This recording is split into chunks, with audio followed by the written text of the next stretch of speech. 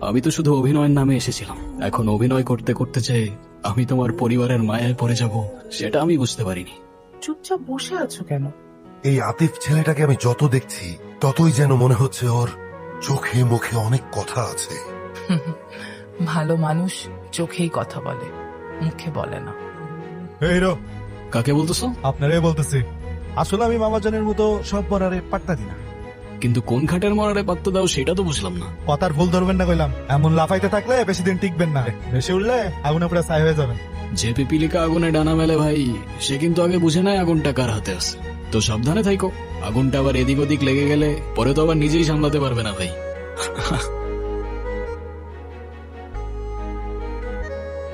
কি ব্যাপার, ওরা দুজন দু জায়গায় কেন? বুঝছি, মান অভিমান চলতেছে। এই কে আপনি? কারে চাই? আমি রাফিজ, গুনগুনের বয়ফ্রেন্ড।